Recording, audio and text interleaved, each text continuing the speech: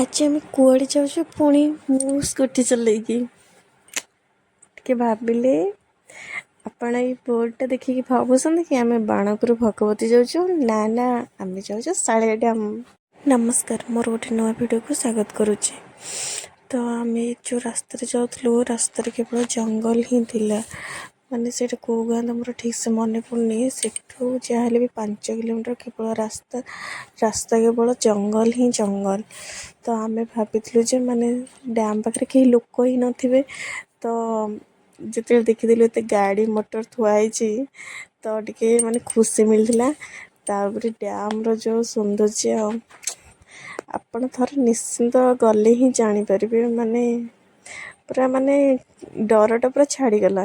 भाविलु आम से अध घंटा रही हेले रह घंटाटे रहीगलु कि गोटे भूल ये जे आप झरणा नुह तो माने जो पानी ऊपर खसिकी तलू जाऊँगी ताकू देखा जो तलू रास्ता ही नाला से गोटे प्रोब्लेम नहले आउ पूरा जगटा पूरा भल होती आपण मैंने जाकि भोजी करके खाईपर पिकनिक पूरा मस्त अच्छी किंतु ट्राए करेंगे जल्दी जावाई।